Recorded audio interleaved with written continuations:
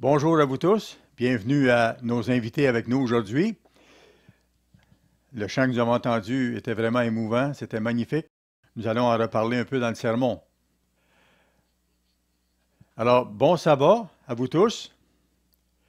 J'espère que vous avez vu la pleine lune hier soir. Combien l'avez vu? Ah, certains l'ont manqué. À peu près 70% d'entre vous l'ont vu. Ce que ça veut dire, c'est que nous nous dirigeons vers la saison des fêtes de l'automne.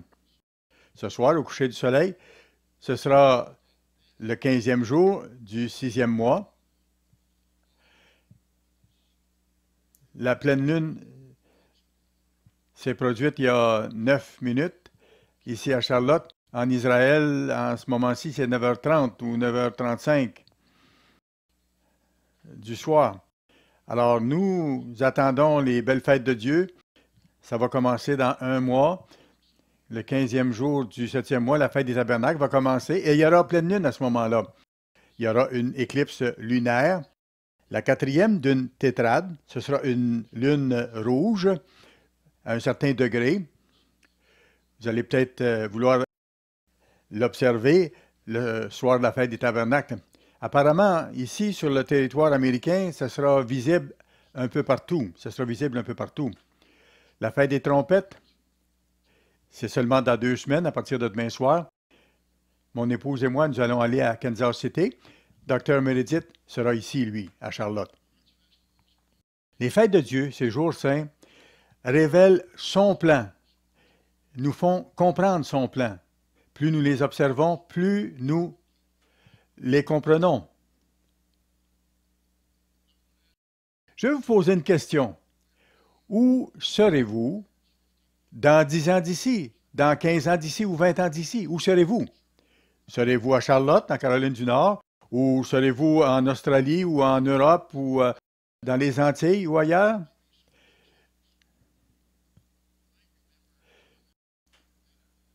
Vous vous rappelez peut-être les commentaires faits concernant les hommes et les femmes de foi dans Hébreux chapitre 11. Allez à Hébreux chapitre 11.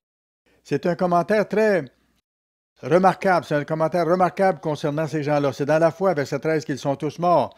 Plusieurs de nos frères et sœurs sont décédés récemment et au cours des dernières années. Ils sont morts dans la foi. C'est un commentaire remarquable et très spécial en ce qui les concerne. C'est dans la foi qu'ils sont tous morts sans avoir obtenu les choses promises. Mais ils les ont vues et saluées de loin. Est-ce que vous les voyez, ces promesses-là? Est-ce que vous attendez la réalisation des promesses de Dieu, reconnaissant qu'ils étaient étrangers et voyageurs sur la terre? Vous considérez-vous comme un étranger ou un voyageur sur la terre? Lorsqu'on va à la fête des tabernacles, on le réalise encore davantage parce que on réalise qu'on est dans des demeures temporaires et ça symbolise bien notre vie actuelle. Ceux qui ont grandi dans des familles militaires ont déménagé à plusieurs reprises, comme c'est mon cas. J'ai calculé le nombre d'endroits où j'ai vécu. En tant que célibataire, j'ai vécu à 12 endroits différents. Après que j'ai été marié, mon épouse et moi, nous avons vécu dans 25 lieux différents au cours de nos 51 ans de mariage. Alors, nous avons déménagé beaucoup. On s'est senti facilement étrangers et voyageurs sur la terre. Et le 6 novembre 2015, nous allons briser un nouveau record. Nous allons avoir vécu au même endroit plus de 12 ans et 8 mois, comparé à Pasadena en Californie. Alors nous sommes très reconnaissants à Dieu d'avoir vécu ici à Charlotte depuis aussi longtemps. Donc nous avons une vie temporaire, des demeures temporaires. Allons à Jean chapitre 14, s'il vous plaît. Comme on a vu dans Hébreux 11, nous sommes des étrangers, des voyageurs sur la terre. Où vivrons-nous dans le futur? Dans 15 ans ou 20 ans d'ici? Où vivrons-nous? Nous attendons le royaume de Dieu, nous attendons notre mariage avec le Christ, les noces de l'agneau. Et si nous formons l'épouse de Christ à ce moment-là, nous allons être où? Où il se trouvera. Nous allons vivre là où il va vivre. Jean 14, verset 1. Que votre cœur ne se trouble point. Croyez en Dieu et croyez en moi. il y a plusieurs demeures dans la maison de mon Père. Si cela n'était pas, je vous l'aurais dit, je vais vous préparer une place. Et lorsque je m'en serai allé et que je vous aurai préparé une place, je reviendrai et je vous prendrai avec moi, afin que là où je suis, vous y soyez aussi. Alors le Christ disait à ses disciples qu'il allait être avec lui et qu'il leur préparerait une place. Il nous prépare une place à nous en ce moment. Dans certaines traductions, le mot utilisé à la place du mot demeure n'est pas tout à fait exact. Il faut monter au texte original pour voir vraiment de quoi il s'agit et voir le sens réel de cette expression. Dans Louis II, c'est déjà mieux en français.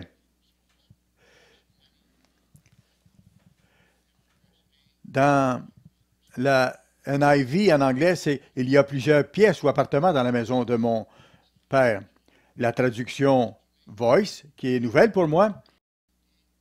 Si vous allez sur Google et que vous tapez Bible Gateway et que vous cliquez pour avoir un verset, il vous apparaîtra 20 ou 30 versions bibliques différentes de ce même verset.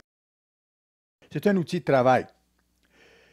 Dans cette traduction, ça dit « La maison de mon Père est conçue pour accommoder chacun de vous ».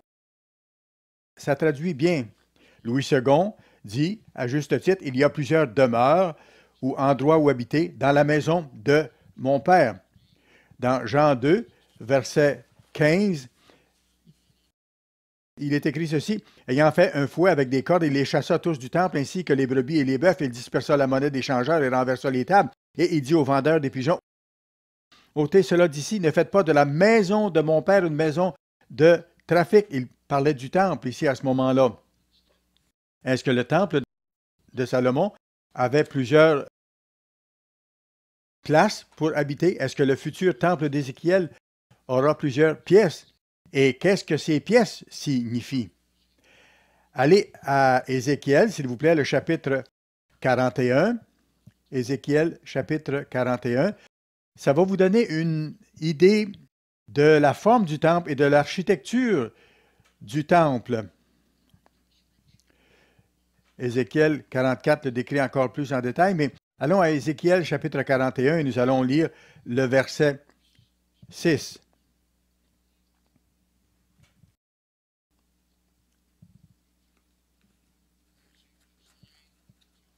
Vous allez voir que c'est une conception architecturale vraiment superbe. C'est Dieu qui est l'architecte de ce temple-là, du temple qu'on appelle le temple d'Ézéchiel.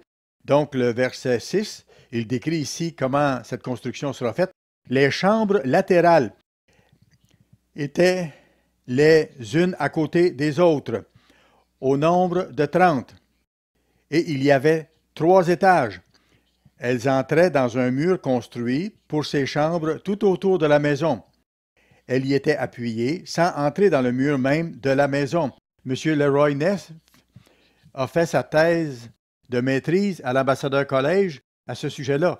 Le titre, c'est Le Temple de Dieu dans la prophétie.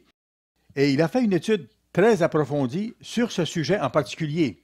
Très intéressant. Ici, le nombre n'est pas exact. Ça dit au nombre de 30, mais ça doit être 33. M. Neff écrit « Les chambres latérales servaient pour la prêtrise. Chaque étage était un peu plus large que l'étage plus bas. Dieu est le concepteur de ce temple et il n'utilise pas les mêmes standards de construction que les êtres humains. » M. Neff, comme plusieurs d'entre vous savent, était un évangéliste très fidèle dans l'œuvre. Il a été trésorier de l'œuvre. Mon épouse et moi, nous l'avons visité le 28 mars 2013. Nous étions en direction de Houston pour la fête des pains sans levain. Nous sommes arrêtés le voir. Il est décédé à l'âge de 90 ans. Attendez un peu. Il est décédé le 28 janvier 2014. Il avait 90 ans. Il y a 47 ans, mon épouse et M. Neff et moi, nous sommes allés à l'inauguration du pavillon de la culture et des arts au Centre Loma D. Armstrong. Et Nous sommes arrêtés visiter Dan et Nancy Hall. Monsieur Neff est un homme fidèle. Il a fait sa thèse de maîtrise sur ce sujet. Il s'est inspiré de la Société de publication juive pour préciser ici qu'il y aura 33 et non pas 30 chambres par section. Si vous venez à mon bureau, vous allez voir le dessin que j'ai de ça. Il y a 7 chambres qui vont du côté ouest. Ensuite, il y a 16 ou plus chambres pour faire le total de 33. La Sainte Bible, traduite par George Lamsa, parle qu'il y a 33 chambres, les unes par-dessus les autres, en ordre. Alors le Christ a dit, dans la maison de mon Père, il y a plusieurs demeures.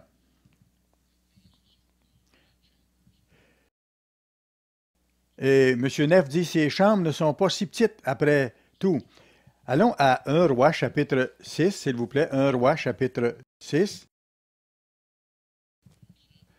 Au sabbat dernier, en route pour Brazelton, mon épouse lisait dans la voiture, me lisait des choses à ce sujet-là, et elle décrivait ceci concernant le temple et les chambres latérales. 1 Roi, chapitre 6, nous allons lire à partir du verset 6.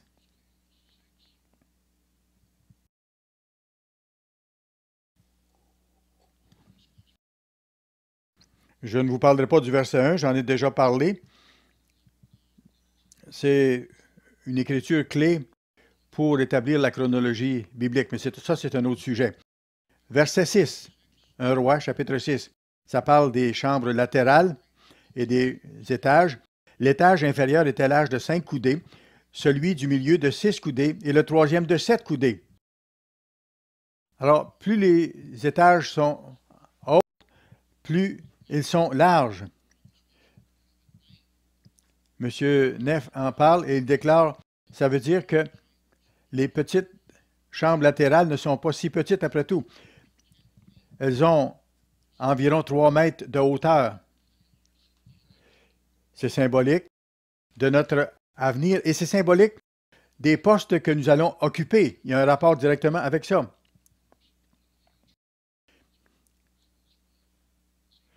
Alors ici, c'est le temple d'Ézéchiel, celui qui sera bâti dans le monde à venir. Allons au verset 20 du même chapitre 6 de 1 Roi. On parle du temple de Salomon. Le sanctuaire avait 20 coudées de longueur, 20 coudées de largeur et 20 coudées de hauteur. Salomon le couvrit d'or pur. Il fit devant le sanctuaire un autel de bois de cèdre et le couvrit d'or. Monsieur Neff a expliqué la longueur d'une coudée. La coudée, ici, est à peu près de 20 pouces ou de 55 cm. Le sanctuaire, c'est le Saint des Saints. Verset 21. Il couvrit d'or pur l'intérieur de la maison, et il fit passer le voile dans les chaînettes d'or, et ainsi de suite. Il couvrit d'or toute la maison. Verset 22. La maison tout entière, il la couvrit d'or. Tout l'autel qui était devant le sanctuaire. Ça devait être superbe.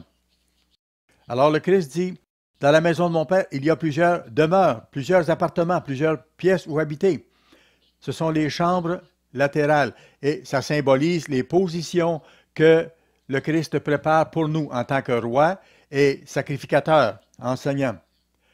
J'ai posé la question, où est-ce que vous allez habiter dans le futur? Si vous êtes l'épouse du Christ, si vous faites partie de l'épouse du Christ, vous allez être avec lui. Où sera-t-il? Après les noces de l'agneau, il va revenir sur la terre avec ses saints. Ce sera la première résurrection, comme on voit dans 1 Corinthiens 15 et le verset 52, à la dernière trompette. Ce sera la première résurrection générale. Après ça, nous allons aux noces de l'agneau sur la mer de verre au cours des 9 jours entre la fête des trompettes et la fête des expiations et nous revenons avec lui pour la bataille d'Armageddon. Après ça, nous allons rester là où il sera. Allons à Zacharie, le 8e chapitre, s'il vous plaît. Zacharie, chapitre 8.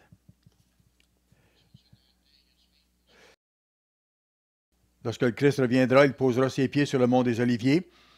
Il reviendra donc sur la terre. Zacharie 8 et le verset 3. Ça nous décrit encore le même événement. Zacharie 8 et le verset 3. Ainsi parle l'Éternel. Je retourne à Sion et je veux habiter au milieu de Jérusalem. Jérusalem sera appelée ville fidèle et la montagne de l'Éternel des armées, montagne sainte. C'est tellement inspirant. J'ai été 4 fois à Jérusalem. Et chaque fois, ça me touche lorsque j'y pense. À Pasadena, il y a plusieurs années, lorsque je revenais d'un de ces voyages-là, en revenant de là, j'étais enthousiasmé et j'ai demandé aux gens à l'étude biblique combien d'entre vous aimeriez vivre à Jérusalem. Je pensais que les gens allaient être aussi enthousiastes que moi, mais il y a seulement 7 ou 8 personnes qui ont levé la main. Alors, ça m'avait vraiment enthousiasmé d'y aller. J'espère que vous êtes enthousiaste par rapport au fait d'aller un jour habiter Jérusalem. Nous avons un petit aperçu du millénium ici. Verset 4. Ainsi parle l'Éternel des armées. Des vieillards et des femmes âgées s'assiéront encore dans les rues de Jérusalem, chacun le bâton à la main, à cause du grand nombre de leurs jours. Les rues de la ville seront remplies de jeunes garçons et de jeunes filles jouant dans les rues. Alors voici une image superbe de ce qui va se passer dans l'avenir. Qu'est-ce que nous allons faire à ce moment-là? Nous avons des détails de ça qui nous seront donnés durant la fête des tabernacles. Dans le monde à venir, comme c'est marqué dans Ésaïe 30 et le verset 20, nous allons enseigner. Ésaïe 30, verset 20, le Seigneur vous donnera du pain dans l'angoisse et de l'eau dans la détresse. Ceux qui t'instruisent ne se cacheront plus. Mais tes yeux verront ceux qui t'instruisent. Tes oreilles entendront derrière toi la voix qui dira, voici le chemin, marchez-y. Nous enseignerons les voies divines au monde. Nous les apprenons maintenant. La voie qui mène à la paix, à l'amour, à la joie. Une voie de service, car vous iriez à droite ou vous iriez à gauche. Jérusalem sera la capitale du monde à ce moment-là. Allons à Michée, chapitre 4, s'il vous plaît. Ce sera un temps de paix. Le Christ habitera au milieu de Jérusalem. Michée, chapitre 4, donc.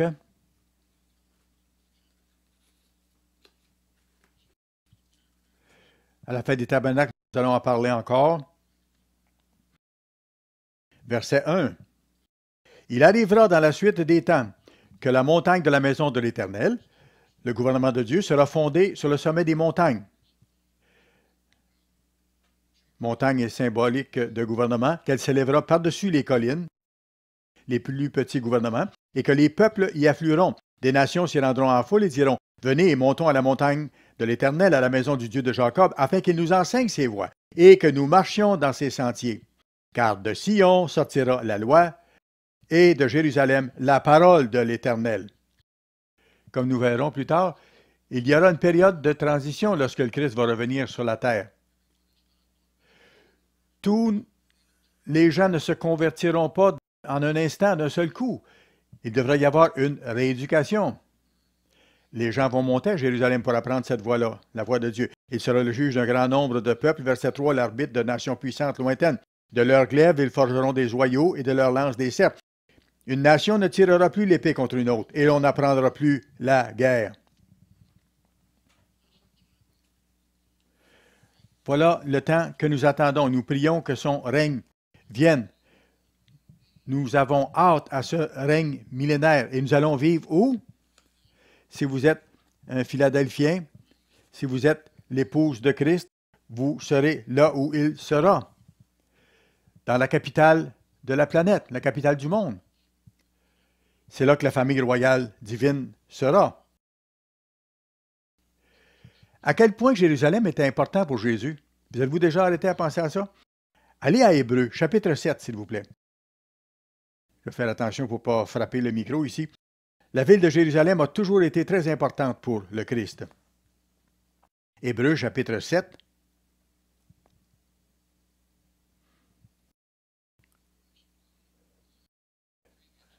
Voyons le verset 20 du chapitre 6.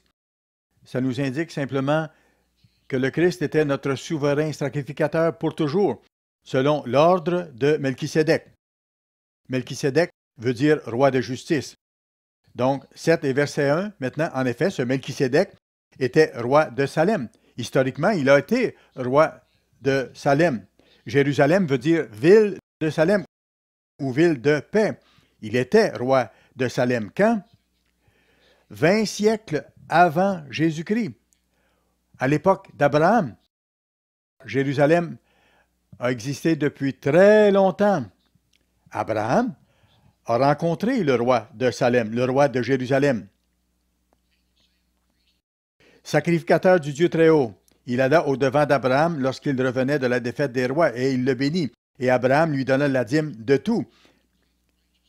Il est d'abord roi de justice, d'après la signification de son nom. Ensuite, roi de Salem, c'est-à-dire roi de paix. Et bien sûr, au verset 3, il est écrit « Il est sans père, sans mère, sans généalogie ». Certains interprètent mal ce verset et pensent que c'est parce qu'on avait perdu sa généalogie. Ce n'est pas le cas du tout. Jésus avait un intérêt personnel à Jérusalem, même 2000 ans avant qu'il vienne dans la chair humaine en tant que Messie. Allons à Luc, le chapitre 19 maintenant, Luc, chapitre 19, et voyons encore comment le Christ était attaché, un attachement émotif et profond à Jérusalem. Luc 19, verset 47.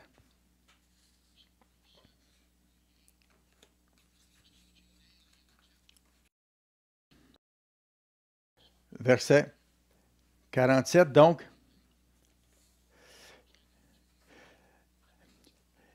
On voit dans ce passage-là que le Christ enseignait chaque jour à Jérusalem.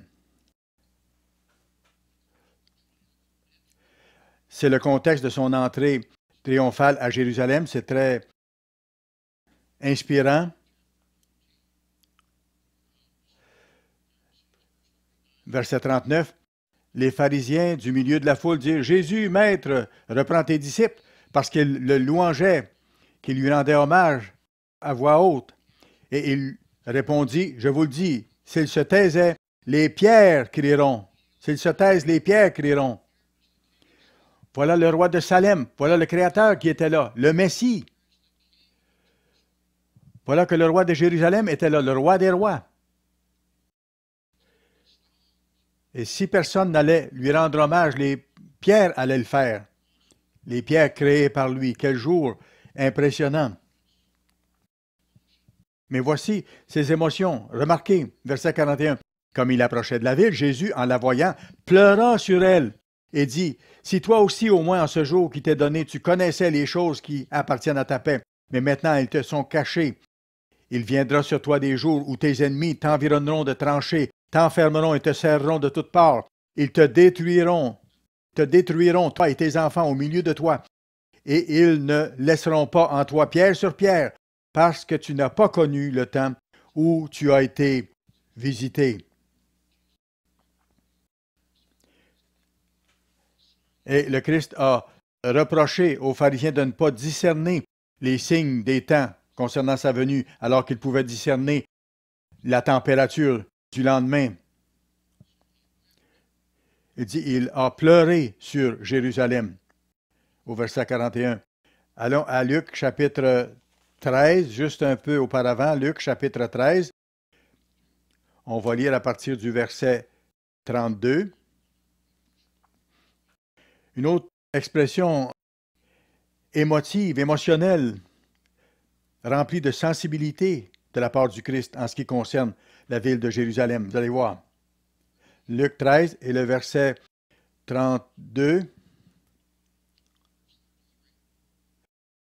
Il leur répondit, « Allez et dites à ce renard, à Hérode, voici, je chasse les démons et je fais des guérisons aujourd'hui et demain, et le troisième jour, j'aurai fini. » Mais il faut que je marche aujourd'hui, demain et le jour suivant, car il ne convient pas qu'un prophète périsse hors de Jérusalem. Et regardez ce qu'il dit après.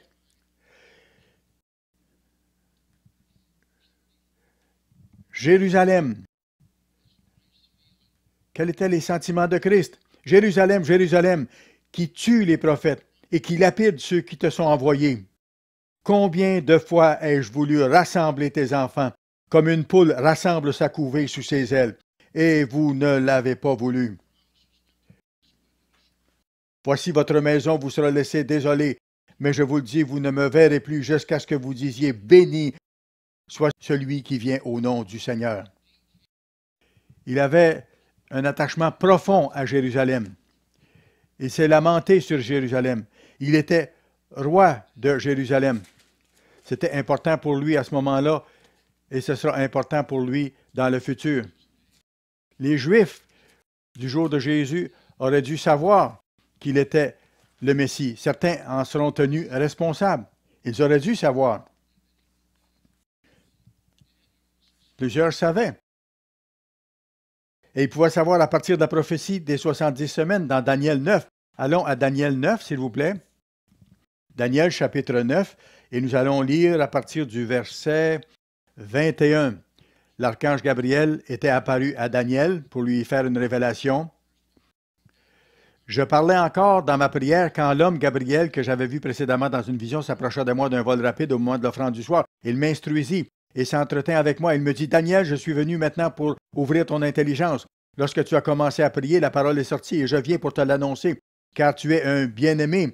Et là, il lui révèle la prophétie des 70 semaines. 70 semaines, verset 24, ont été fixées sur ton peuple et sur ta ville sainte.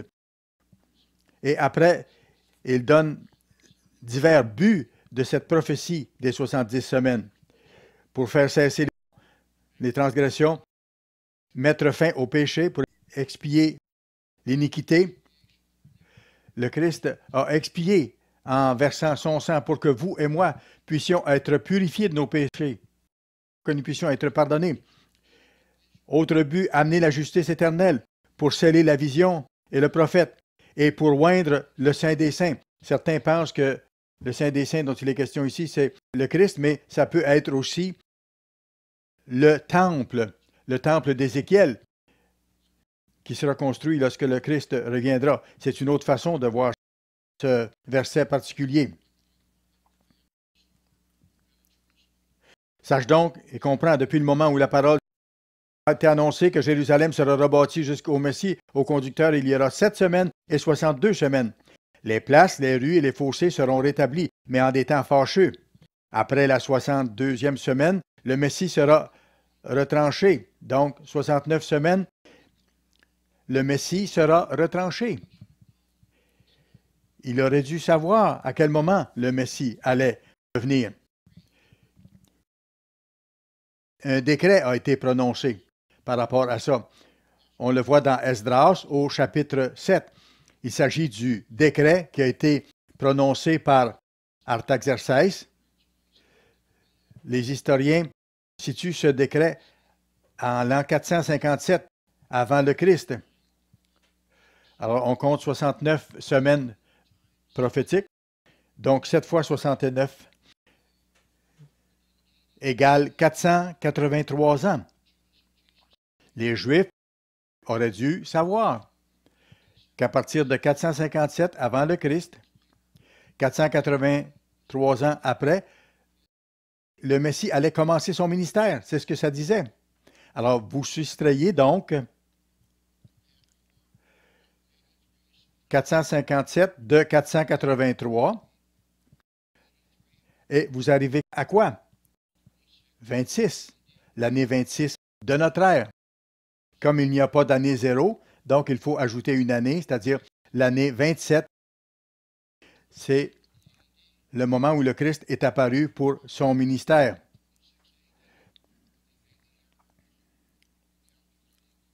Donc on parle de l'an 27 de notre ère. Si vous voulez reviser ça, tout ce que vous avez à faire, c'est de regarder mon émission qui s'intitule The Second Coming, ou la deuxième venue. 14 décembre 2014. C'est l'émission numéro 487. Vous pouvez y aller via le site Internet Tomorrow's World. Vous pouvez aller donc sur ce site Internet et écrire The Second Coming. Allez à cette émission-là et vous allez voir de quelle façon j'ai établi ces calculs-là sur un tableau blanc. Ça sera plus facile à suivre. Alors, Jésus devait apparaître donc en 27 et il devait être retranché. Après combien de temps? Après 3 ans et demi. Il est décédé en 31 de notre ère. Je me rappelle que c'est le 25 avril. Il y avait une éclipse ce soir-là. Le soir de la soirée mémorable que le Christ a été placé dans le tombe. Et il y avait une éclipse partielle, une lune partiellement rouge. Une lune rouge. On se rappelle ce qui est arrivé à la Pentecôte lorsque l'apôtre Pierre a fait son fameux sermon. Et il leur a rappelé ce qui s'était passé. Et il a dit, qu'est-ce que c'est cette question de ténèbres et de lune couleur sang? Les gens qui avaient été présents le jour de la mort du Christ savaient ce à quoi Pierre faisait référence à ce moment-là. Le Christ n'a donc pas complété la 70e semaine. Il a complété la moitié de la 70e semaine.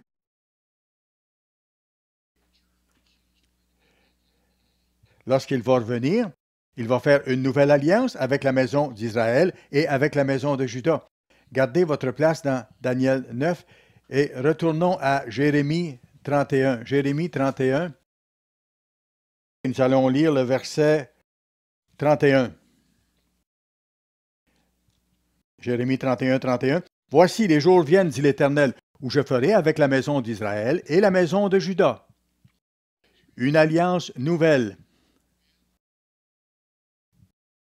Non comme l'alliance que je traitais avec leur père le jour où je les saisis par la main pour les faire sortir du pays d'Égypte, alliance qu'ils ont violée, quoique je sois leur maître, leur mari, dit l'Éternel. Mais voici l'alliance que je ferai avec la maison d'Israël. Après ces jours-là, dit l'Éternel, je mettrai ma loi au-dedans d'eux. Je l'écrirai dans leur cœur, et je serai leur Dieu, et ils seront mon peuple. Nous sommes des pionniers. Pionniers de la Nouvelle Alliance. Nous avons un sermon qui a ce titre-là.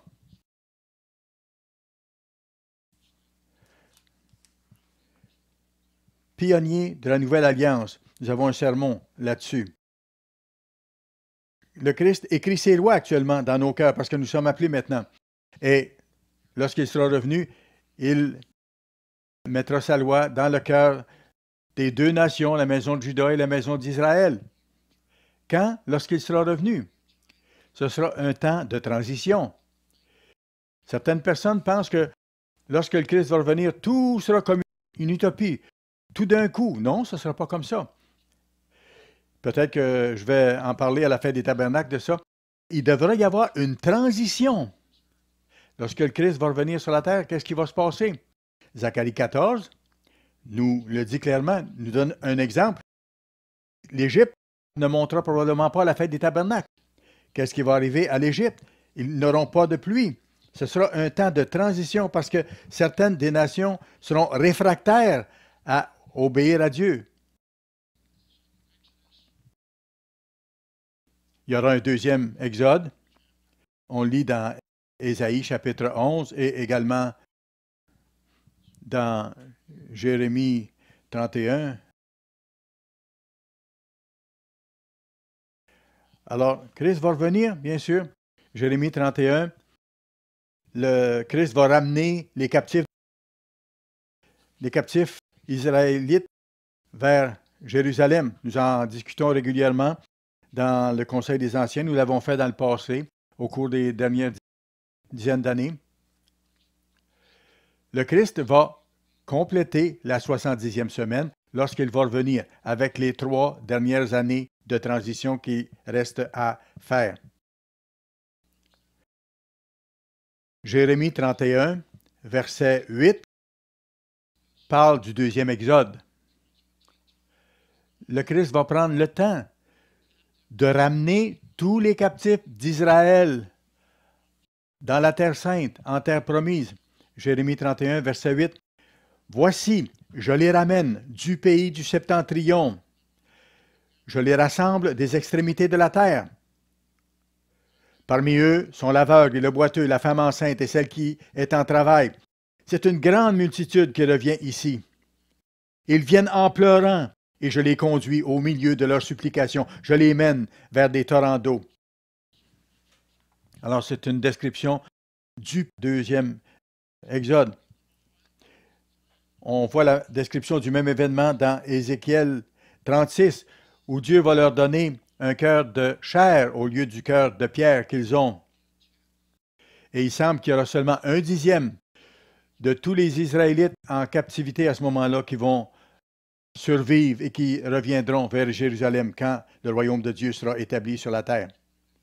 Qu'est-ce qui va se passer dans un avenir rapproché? Lorsque le Christ va revenir, il va compléter donc la dernière partie, la dernière moitié de la 70e semaine.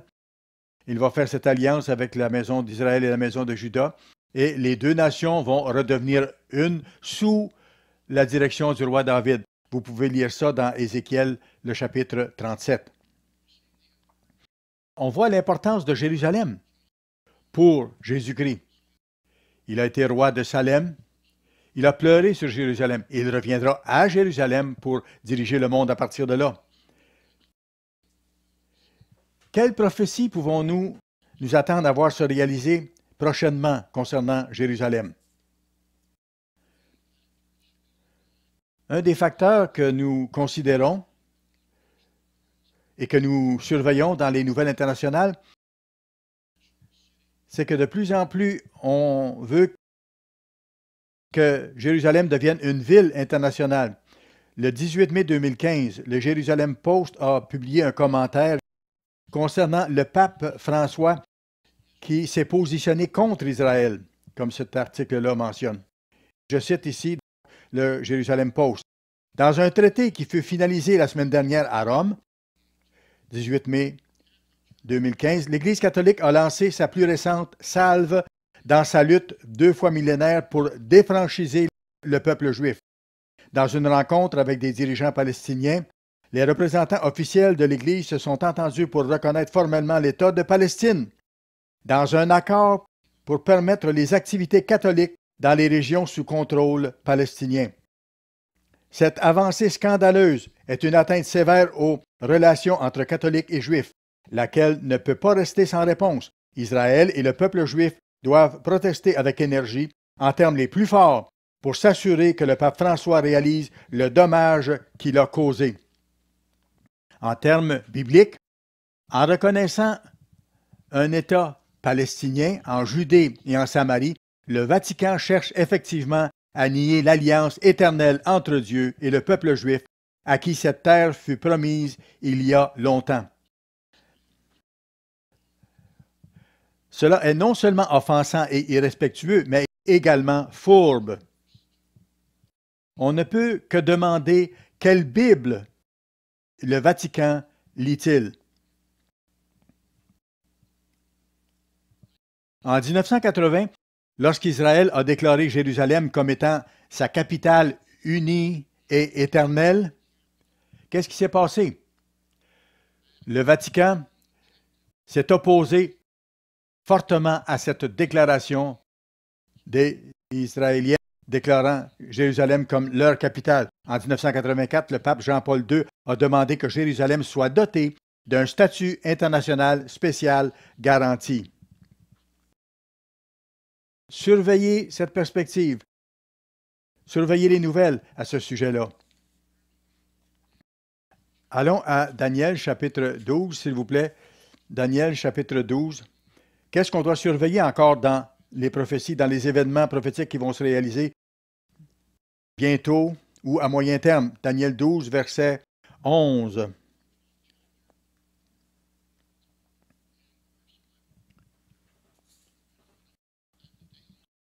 Depuis le temps où cessera le sacrifice perpétuel et où sera dressée l'abomination du dévastateur, il y aura 1290 jours.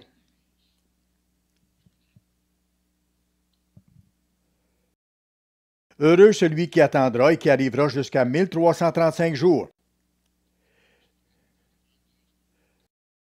Et toi, Daniel, marche vers ta fin et tu te reposeras. Et tu seras debout pour ton héritage à la fin des jours. Donc, il y a un point commun pour la fin. Et ce point commun, à la fin, c'est la résurrection. Au moment où Daniel sera ramené en vie, où il sera debout et où nous serons transformés à la dernière trompette. Espérons-le, si nous sommes là, il faut que nous soyons là. Les sacrifices seront arrêtés 1290 jours avant la résurrection, avant la fin des jours, avant la résurrection de Daniel aussi. Si les sacrifices doivent être arrêtés, ils doivent donc être redémarrés. Combien d'entre vous est allé en Israël déjà? Combien? Ah, une douzaine de personnes avaient déjà visité Jérusalem. Certains sont allés là en 2013-2014 pour la fête des tabernacles. Ils sont allés visiter l'Institut du Troisième Temple. Il y a un groupe particulier qui prépare les choses au sacrifice d'animaux. Nous avons été là en 1984 et déjà c'était en préparation. Les vêtements sacerdotaux étaient en train d'être préparés et on avait préparé les instruments pour faire les sacrifices d'animaux. Et rappelez-vous, même cette année, au temps de la Pâque, qu'est-ce qui s'est passé à Jérusalem? Ils ont fait une démonstration de l'immolation d'un agneau. Ça a offensé beaucoup de personnes. Vous devez comprendre que ça peut se produire, comme Dr. Meredith a expliqué. Dans Daniel 9 et le verset 26, ça dit « Le peuple d'un chef qui viendra détruira la ville et le sanctuaire. »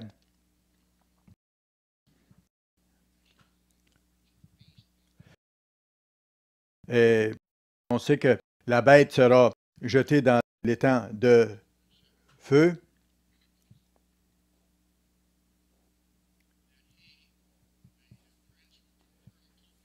Verset 27, il fera une solide alliance avec plusieurs pour une semaine. Et au milieu de la semaine, il fera cesser le sacrifice et l'offrande. Le dévastateur commettra les choses les plus abominables jusqu'à ce que la ruine et ce qui a été résolu fondent sur le dévastateur. Il semble qu'il y aura une entente, un contrat signé entre la bête européenne et la nation israélienne pour redémarrer les sacrifices quotidiens. Ce qui avait été arrêté, ces sacrifices-là, en l'an 70 de notre ère, quand le temple a été détruit. Il y a donc un groupe religieux qui veulent redémarrer les sacrifices et qui préparent les choses en conséquence. Qu'est-ce que nous devons surveiller? Surveiller les nouvelles concernant le début de l'offrande à nouveau de sacrifices d'animaux. Il y aura une entente ou un contrat, une alliance entre l'Europe et Israël moderne pour redémarrer ces sacrifices-là. Quand ça va se passer? Jésus nous dit, lorsque les sacrifices seront ensuite arrêtés, il nous faudra porter attention. Matthieu chapitre 24 en parle clairement. J'espère que vous êtes tous très familiers avec ça, parce que ça implique votre vie future. Matthieu 24 et le verset 15. C'est pourquoi, lorsque vous verrez l'abomination de la désolation dont a parlé le prophète Daniel, établie en lieu saint, Daniel 12 en parle, et Daniel 8, l'abomination de la désolation. Quand vous verrez l'abomination de la désolation dont a parlé le prophète Daniel, établie en lieu saint, et après ça, il y a un tiret, et c'est marqué que celui qui lit fasse attention. Les commentateurs reconnaissent qu'il s'agit sans doute de Matthieu qui a inséré ici son petit commentaire personnel qui dit que celui qui lit fasse attention, alors que ceux qui seront en Judée fuient dans les montagnes. C'est clair donc que quand l'abomination de la désolation sera établie, ce sera le temps où l'Église devra fuir. Nous n'avons pas les détails, bien sûr. Dieu va révéler les détails nécessaires au fur et à mesure. C'est un autre événement majeur à regarder venir, à surveiller. Nous serons bien sûr 3 années et demie. Ceux qui font partie de l'Église fidèle, ces gens-là seront amenés en lieu de sécurité, comme on voit dans Apocalypse 12, à la fin de ces 3 années et demie. Ces 3 années et demie sont la grande tribulation. 2 ans et demi de grande tribulation au point de départ. Après ça, les signes célestes et après ça, une année qu'on appelle l'année du Seigneur.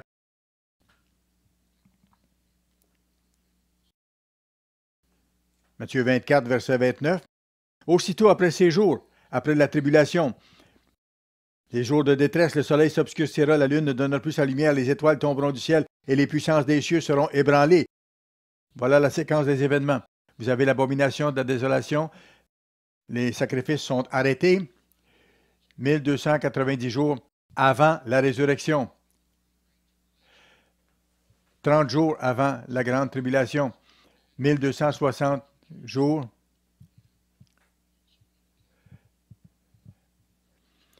C'est indiqué dans Apocalypse 12 aussi.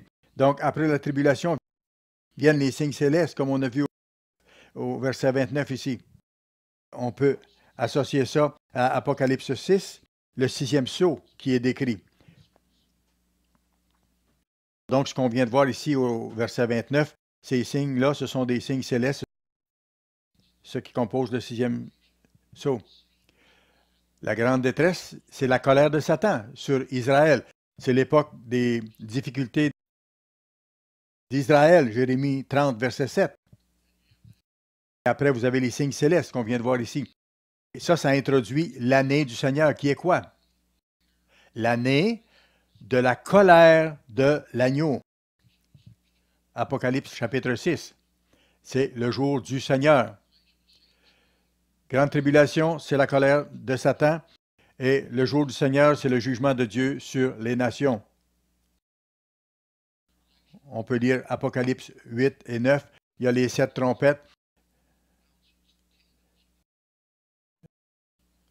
Et la 7e trompette annonce que les royaumes du monde sont remis au Christ à la 7e trompette.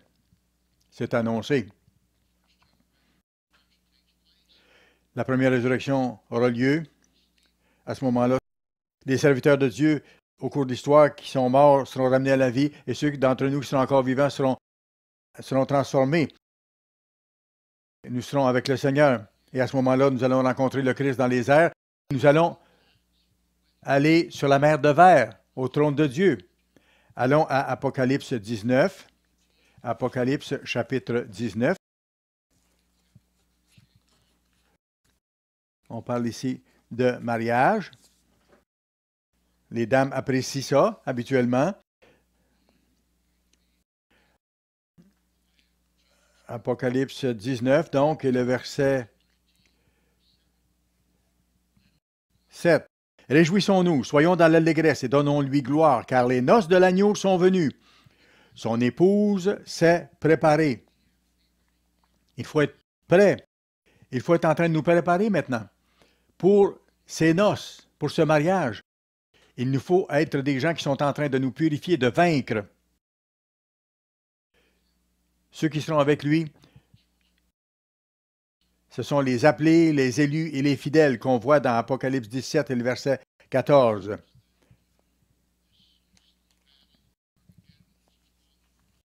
On parle de l'armée dans le ciel qui viennent avec le Christ pour la bataille d'Armageddon. Apocalypse 19, verset 14, les armées qui sont dans le ciel le suivaient sur des chevaux blancs revêtus de fin lin blanc pur.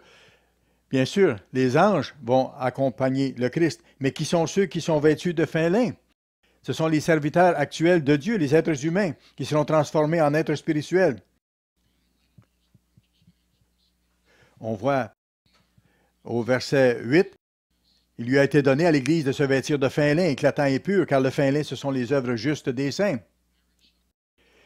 Il y aura donc les noces de l'agneau, entre la fête des trompettes et le jour des expiations, quand Satan sera éliminé. Les 7 dernières plaies seront répandues. Certaines églises de Dieu disent que les noces de l'agneau auront lieu au jour de la Pentecôte et que le Christ va revenir le jour des trompettes. Mais les noces de l'agneau ne peuvent pas avoir lieu à la Pentecôte parce qu'il y aurait trop de temps entre la Pentecôte et les trompettes. Parce qu'écoutez, qu'est-ce qui arrive? Apocalypse 16, verset 3. Le second ange versa sa coupe dans la mer, et elle devint du sang comme celui d'un mort, et tout être vivant mourut. Tout ce qui était dans la mer, voyez-vous, tout le système écologique sera bouleversé. Ces plaies sont terribles, et la vie ne pourrait pas continuer longtemps. M. Ogwin a parlé dans une de ses brochures qu'il faut que ce soit très court comme période avant que le Christ revienne à ce moment-là. Sinon, il n'y aurait plus aucune forme de vie, humaine ou animale. Regardez le verset 4. Le troisième ange versa sa coupe dans les fleuves et dans les sources d'eau, et ils devinrent du sang. Comment une civilisation, comment l'humanité pourrait vivre longtemps? Comment pourrait-il vivre 9 jours entre les trompettes et les expiations? On sait qu'il y a un tiers de l'humanité qui va mourir par les 4 cavaliers et plus tard, un quart de l'humanité sera détruite aussi sous ses plaies. Regardons ici Apocalypse 15, versets 1 et 2. Puis je vis dans le ciel un autre signe, grand et admirable, 7 anges qui tenaient 7 fléaux, les derniers, car par eux s'accomplit la colère de Dieu. Et je vis comme une mer de verre, mêlée de feu, et ceux qui avaient vaincu la bête, son image et le nombre de son nom étaient debout sur la mer de verre, ayant des harpes de Dieu.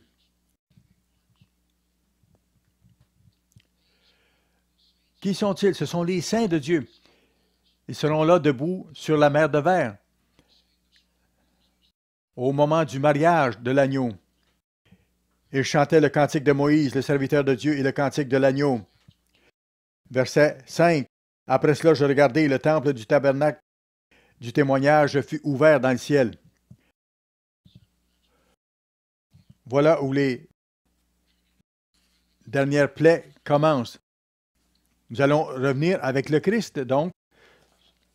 Où serons-nous lorsqu'il va revenir? Il va revenir sur la terre. Zacharie 8, le verset 3, qu'est-ce qu'il est écrit? Nous allons habiter à Jérusalem, comme lui a mentionné. Il dit que je vais revenir au milieu de Jérusalem et je vais habiter là. Qu'est-ce que nous allons faire? Nous serons des rois et des enseignants, des sacrificateurs. Allons dans Apocalypse 3. Apocalypse 2, pardon. Apocalypse 2. Vous savez, il y a différentes récompenses, différentes fonctions qui attendent ceux qui vont être des vainqueurs et qui vont se rendre jusqu'au royaume de Dieu, qui entreront dans le royaume de Dieu. Apocalypse 2 et le verset 26. À celui qui vaincra et qui gardera jusqu'à la fin mes œuvres, je donnerai autorité sur les nations. Il les pètera avec une verge de fer, comme on brise les vases d'argile, ainsi que moi-même j'en ai reçu le pouvoir de mon Père. Et je lui donnerai l'étoile du matin. Que celui qui a des oreilles entende ce que dit l'Esprit aux églises. Et ça s'adresse à l'église de Thyatire. Notez ça. Donc, ils auront une différente responsabilité, un différent rôle dans le gouvernement de Dieu, dans le royaume de Dieu. Qu'en sera-t-il des Laodicéens? Les Laodicéens qui vont vaincre, par contre.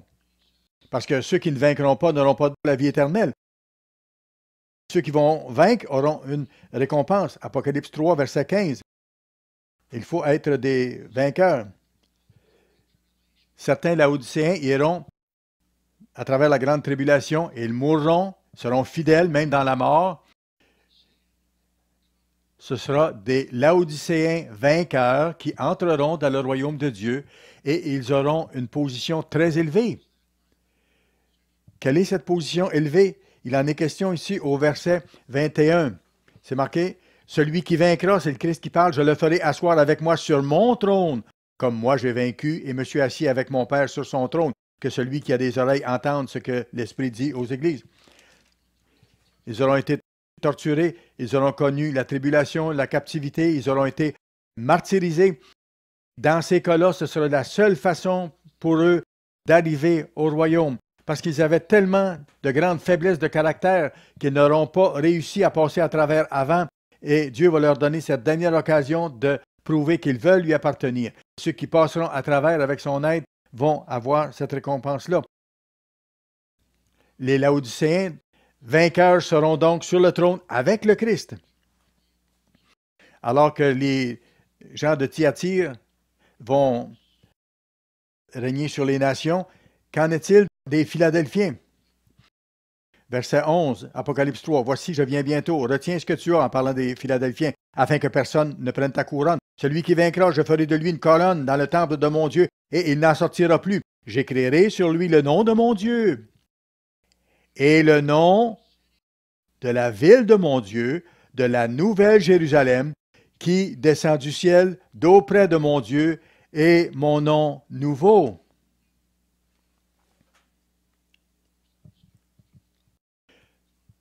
Voilà ce qui attend les Philadelphiens qui seront vainqueurs. Jésus a un attachement particulier à Jérusalem. Et il dit ici, les Philadelphiens auront sur eux le nom de mon Dieu et le nom de la nouvelle Jérusalem et mon nouveau nom. Voilà la récompense spécifique réservée aux Philadelphiens qui vont persévérer jusqu'à la fin et qui vont vaincre. Nous serons des colonnes dans le temple de Dieu.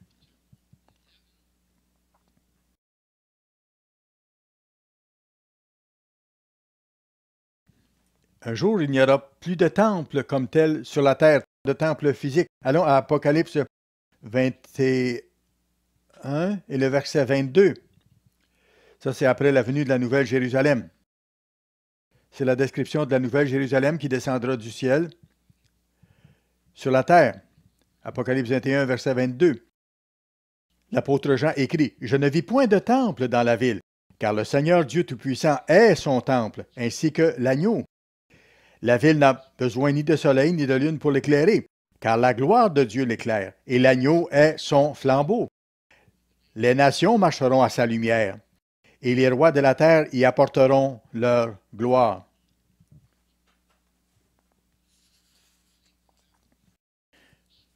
Nous aurons des rapports très étroits, très proches avec le Christ et avec le Père.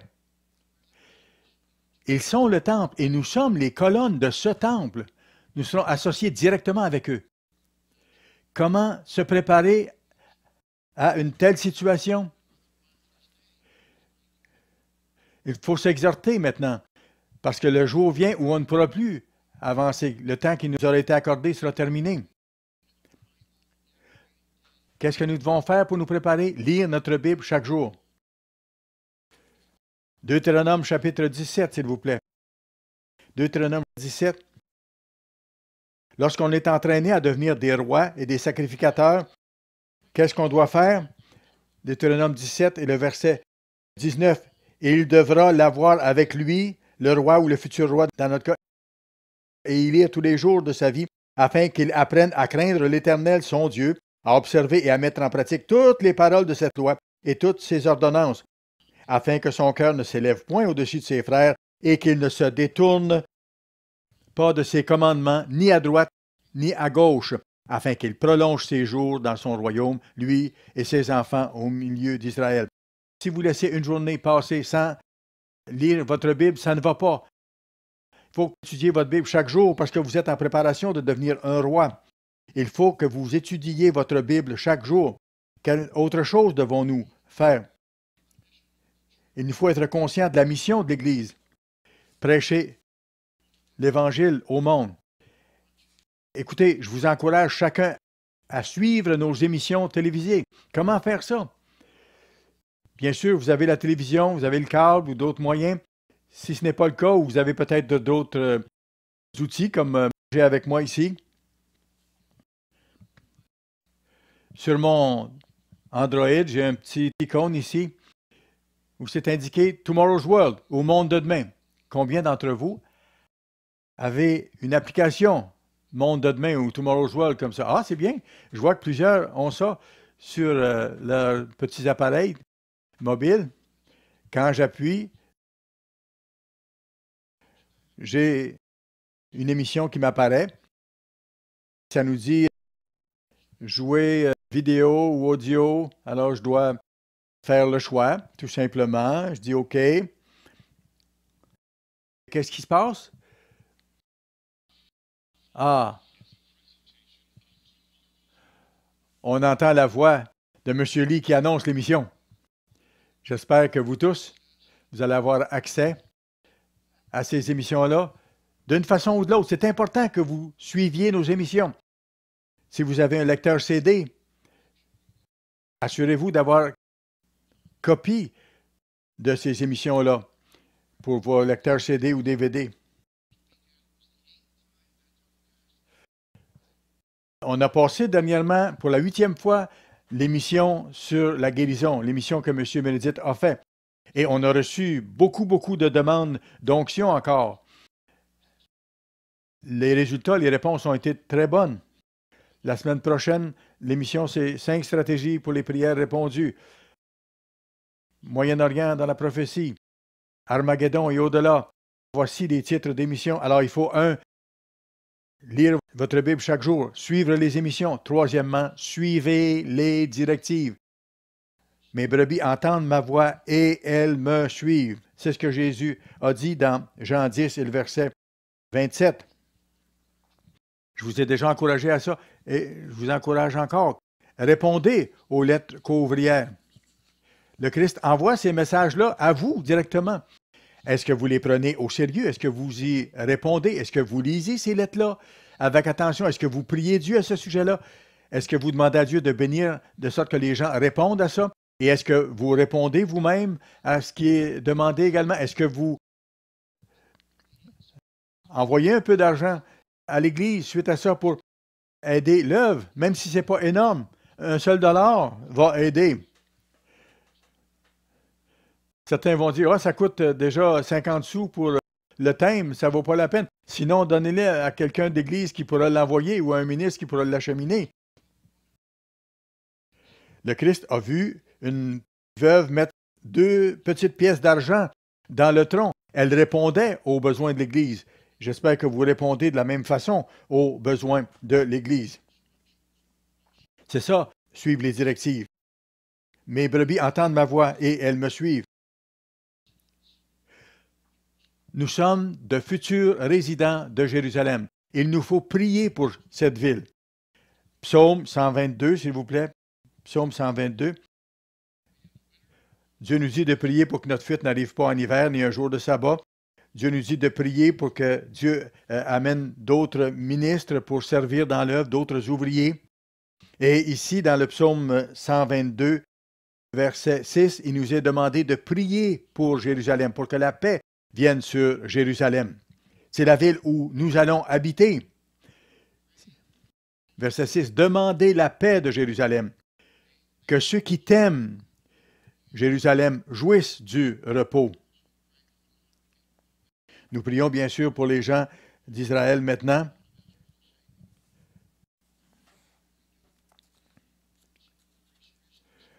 Les gens qui vivent là actuellement vont bien sûr devoir apprendre des grandes leçons parce qu'ils pêchent terriblement, homosexualité, avortement, transgression du sabbat.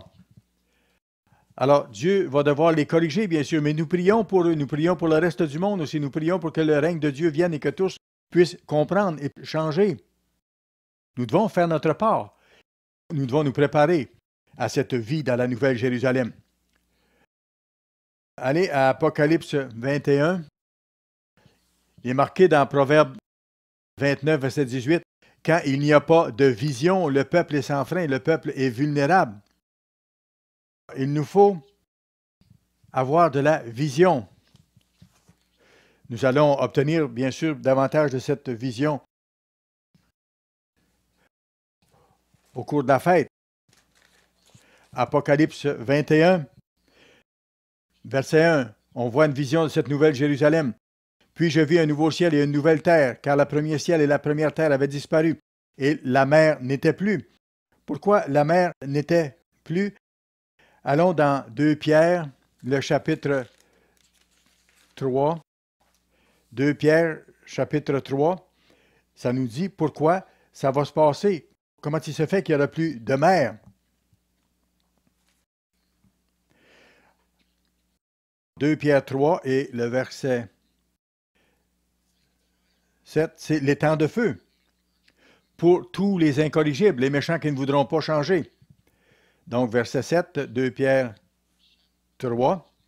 Mais par la même parole, les cieux et la terre d'à présent sont gardés et réservés pour le feu, pour le jour du jugement et de la ruine des hommes impies. Verset 9. Le Seigneur ne tarde pas dans l'accomplissement de la promesse, comme quelques-uns le croient, mais il use de patience envers vous, ne voulant pas qu'aucun périsse, mais voulant que tous arrivent à la repentance.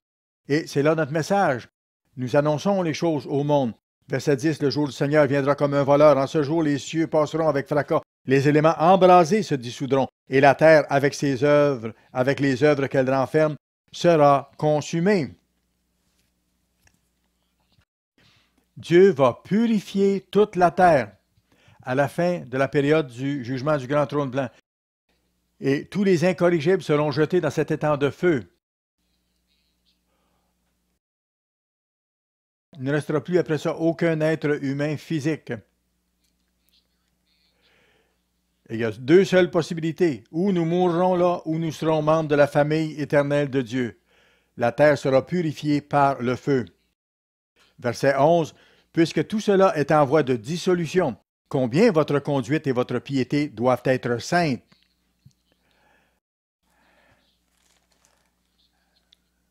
Oui, la terre sera brûlée. On ne veut pas faire partie de ce châtiment.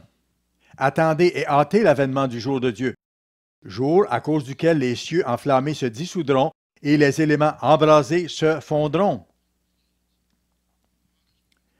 Dieu va purifier toute la terre, tous les éléments physiques, mais nous attendons, selon sa promesse, de nouveaux cieux et une nouvelle terre où la justice habitera. Revenons à Apocalypse 21 maintenant, verset 2. Donc, la mer n'existera plus, parce que la terre aura été purifiée. À ce moment-là, Dieu va descendre, le Père va descendre du ciel avec la nouvelle Jérusalem. Verset 2. Et je vis descendre du ciel, d'auprès de Dieu, la ville sainte, la nouvelle Jérusalem, préparée comme une épouse qui s'est parée pour son époux. J'entendis du trône une voix forte qui disait, « Voici le tabernacle de Dieu avec les hommes. Il habitera avec eux, et ils seront son peuple, et Dieu lui-même sera avec eux. » M. Peter Nathan a donné une étude biblique récemment montrant à quel point Dieu veut et a hâte d'habiter ici avec son peuple. Le Christ veut être avec nous. Ils seront son peuple et Dieu lui-même sera avec eux. Il essuiera toute larme de leurs yeux et la mort ne sera plus. Il n'y aura plus ni cri, ni deuil, ni douleur, car les premières choses auront disparu. Verset 7. Celui qui vaincra héritera ces choses. Je serai son Dieu et il sera mon fils. Mais pour les lâches, les incrédules, les abominables, les meurtriers, les débauchés, les magiciens, les idolâtres et tous les menteurs, leur part sera dans les temps ardents de feu et de soufre, ce qui est la seconde mort. Verset 9. Puis un des 7 anges qui tenait les 7 coupes remplies des 7 derniers fléaux vint, et il m'adressa la parole en disant, viens, je te montrerai l'épouse, la femme de l'agneau. Il me transporta en esprit sur une grande et haute montagne, et il me montra la ville, Jérusalem, la ville sainte, Jérusalem, qui descendait du ciel, d'auprès de Dieu, ayant la gloire de Dieu. Et ensuite, il décrit cette merveilleuse ville avec toutes ses pierres précieuses et toutes ses richesses. Les murs sont pratiquement transparents. Il y a de l'or partout, des pierres précieuses. Les murailles sont comme du verre pur. Cette magnifique ville va descendre. L'épouse du Christ. Qui habitera dans la Nouvelle Jérusalem? L'épouse du Christ. Qui forme l'épouse du Christ? Ceux qui seront dans la première résurrection. Nous attendons ce moment-là avec tellement d'enthousiasme, tellement de joie. Allons à Hébreux 11, s'il vous plaît. Hébreux 11. Tout ça se tient ensemble merveilleusement. Hébreux, chapitre 11. Hébreux 11 et le verset 14. Ceux qui parlent ainsi montrent qu'ils cherchent une patrie. S'ils avaient eu en vue celle d'où ils sont sortis, ils auraient eu le temps d'y retourner. Mais maintenant, ils en désirent une meilleure, c'est-à-dire une céleste. C'est pourquoi Dieu n'a pas honte d'être appelé leur Dieu, car il leur a préparé une cité. Formidable. Il parle ici des héros de la foi. J'ai une référence ici dans la marge qui dit Apocalypse 21, 21. Dieu avait apparemment révélé à Abraham concernant la nouvelle Jérusalem qui est préparée et qui va venir sur la terre en bout de compte.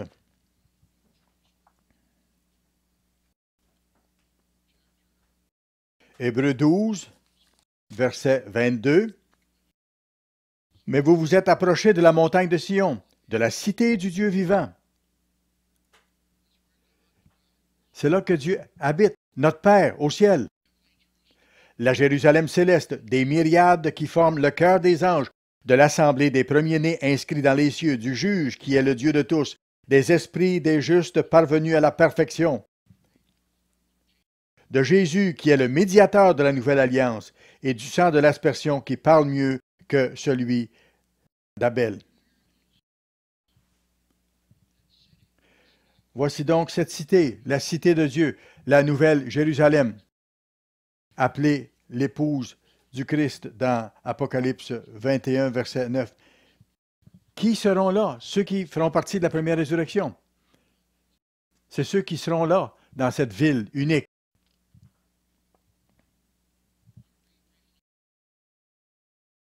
J'aimerais vous citer un passage de la brochure écrite par M. Ogwin, Le mystère révélé de l'Apocalypse, à la page 49.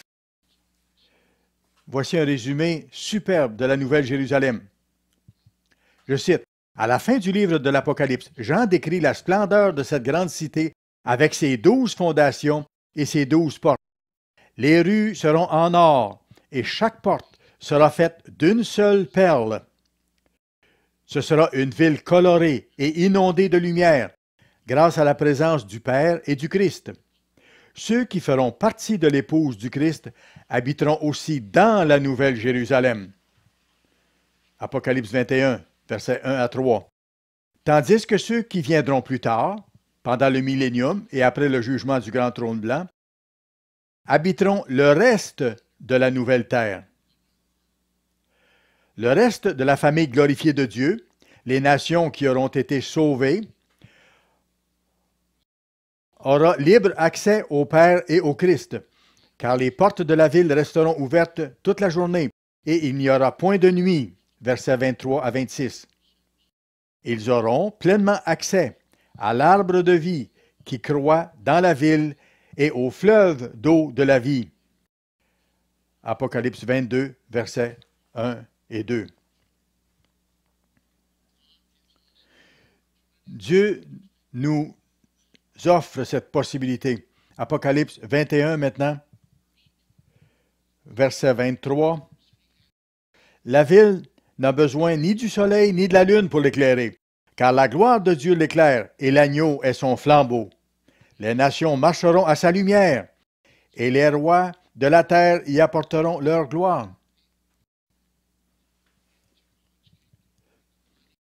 On parle ici des gens du millénium et des gens de la période du jugement du grand trône blanc. Ces gens-là ne vivront pas dans la nouvelle Jérusalem. Ils vont venir et les rois de la terre y apporteront leur gloire. Ces portes ne se fermeront point le jour, car il n'y aura point de nuit. On y apportera la gloire et l'honneur des nations.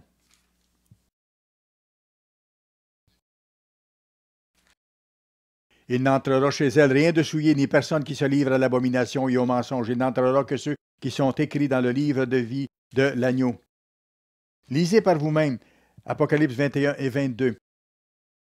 Voyez votre avenir à Jérusalem. Rappelez-vous les 3 premiers versets du livre d'Apocalypse. Le Christ dit qu'il bénit ceux qui lisent sa parole et ceux qui entendent les paroles de la prophétie et qui les gardent.